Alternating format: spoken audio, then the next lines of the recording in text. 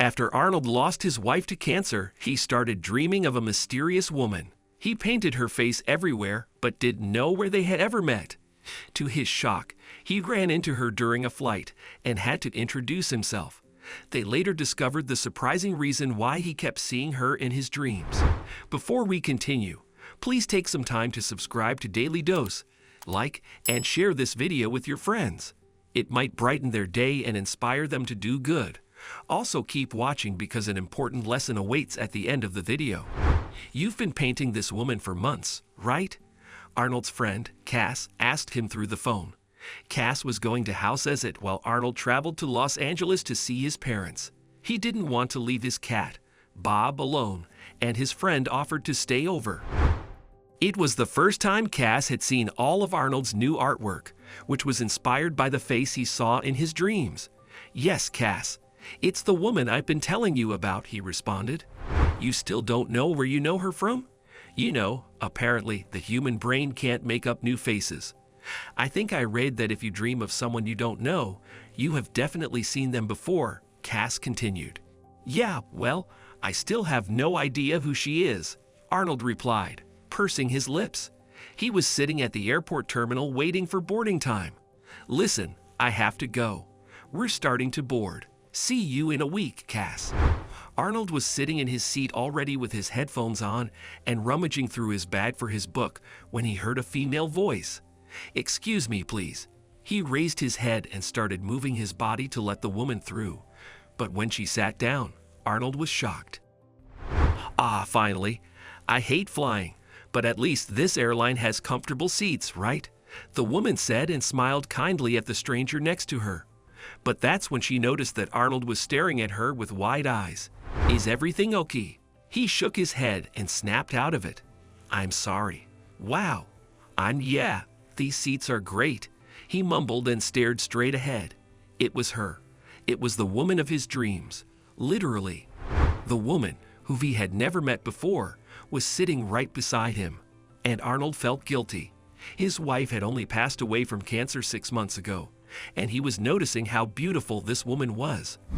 But they were going to sit together for the next 3 hours as they traveled to Los Angeles from Texas. Should he say something? Should he explain why he had wide eyes? Ask if he scared her? Luckily, she broke the ice and offered him some of her chips. "So I get a little nervous during takeoff. Can you tell me about your life to distract me?" The woman asked. "I'm Rachel, by the way. It's nice to meet you." Yeah, sure. I'm Arnold. It's nice to meet you too." "Well, I'm an artist," he began, and they talked for the entire 3 hours of the flight. When they landed, he asked for her number and decided not to tell her anything. After visiting his parents, Arnold decided to make a permanent move back to Le, where he had grown up. Being alone in Texas without his wife had been horrible, so he returned to Texas, packed his things, Bob, and said goodbye to Cass. When he finalized his move, Arnold called Rachel, and they started dating immediately. After 2 months, he finally revealed his story, how he had been dreaming of her, his paintings, and how her face plagued her. The difference was that her eyes were green, and it was never too specific in his dreams. Instead of being freaked out, Rachel seemed to love it. "Oh my God, that means we are meant to be, right? I mean, what are the chances? We sat together during our flight." "Oh, that's why you had that weird look at first.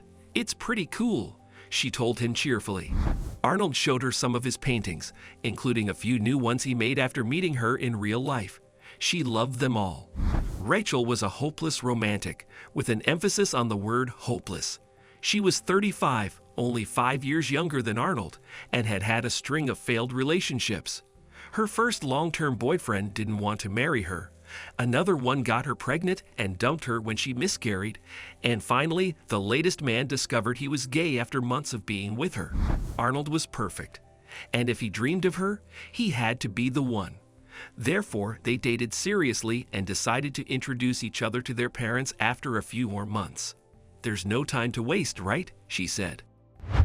Rachel's parents loved Arnold. Of course, they were also hoping their daughter would marry soon and start having babies.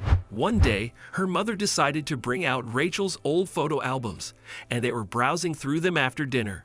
and this is Rachel's first grade class," the older woman said, pointing her daughter out with her finger to Arnold. Arnold smiled politely and thought his girlfriend was cute as a little girl.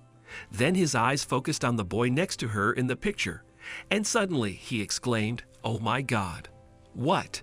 Rachel's mom shouted in fright, but Arnold looked up at Rachel and beckoned her with his hand.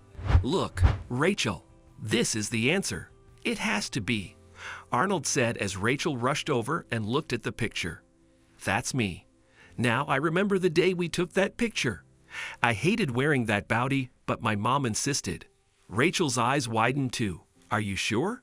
Wow, this is crazy," she cheered. "What's going on?" Rachel's mother asked, and they explained how they met and how Arnold had dreamed of Rachel for months earlier. "But you drew her as an adult, right? Maybe you met in Texas before?" Rachel's mom suggested. "It's a possibility. Maybe on the streets," Arnold said. "But I remember changing schools for second grade because we moved to another district. Otherwise, we might have been friends." They might never know why Arnold started dreaming of her all of a sudden, but Rachel loved the mystery as it brought them together, and she told everyone their story for many years to come.